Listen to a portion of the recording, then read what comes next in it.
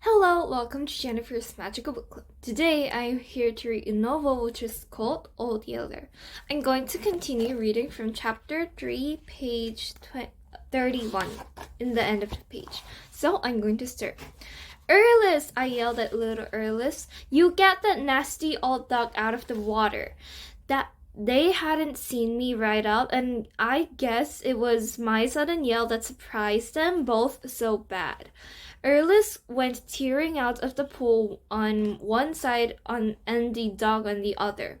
Erlis was screaming his head off, and here came the big dog with his wet fur rising along the ridge of his backbone, baying me like I was a panther.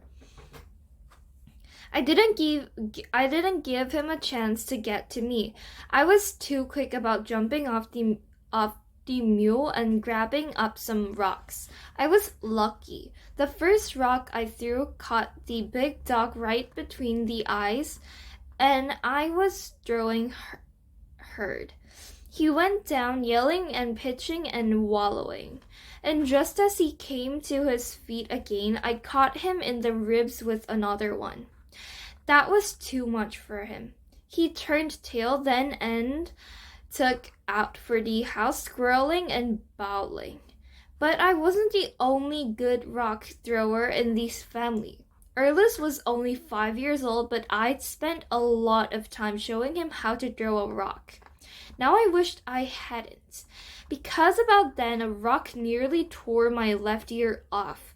I whirled around just barely in time to duck another that would have caught me square in the left eye. I yelled, "Erlis, you quit that!" But Erlis wasn't listening. He was too scared and too mad. He bent over to pick up a rock big enough to brain me if he'd been strong enough to throw it. Well, when you're 14 years old, you can't afford mix in a rock fight with your 5-year-old brother. You can't do it even when you're in the right. You just can't explain a thing like that to your folks.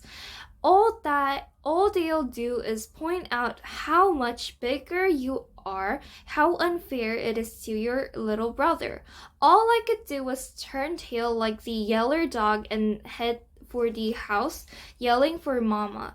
And right after me came little Erlis, naked and running as fast as he could, doing his dad level best to get close enough to hit me with the big rock he was packing.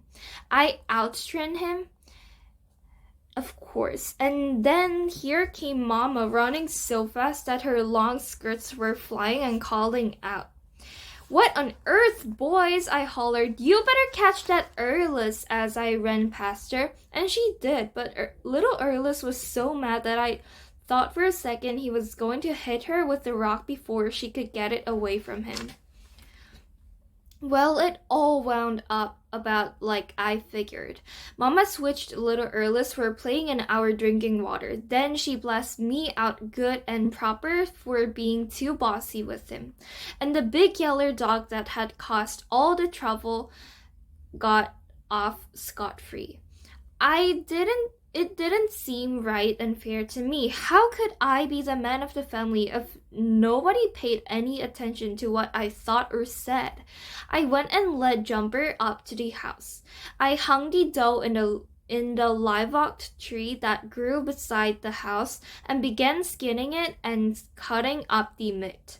I thought of the fine shot I'd made and knew it was worth bragging about to Mama. But what was the use? She wouldn't pay me any mind, not until I did something she thought I shouldn't have done. Then she'd treat me like I wasn't any older than little Erlis. I sulked and felt sorry for myself all the time I worked with the meat. The more I thought about it, the madder I got at the big yeller dog. I hung the fresh cuts of vengeance up in the dog run, right where old Yeller had stolen the hog meat the night he came. I did it for a couple of reasons. To begin with, that was the handiest and coolest place we had for hanging fresh meats. On the top of that, I was looking for a good excuse to get rid of the dog. I figured if he stole more of our meats, Mama would have to see that he was too sorry and not accounts to keep.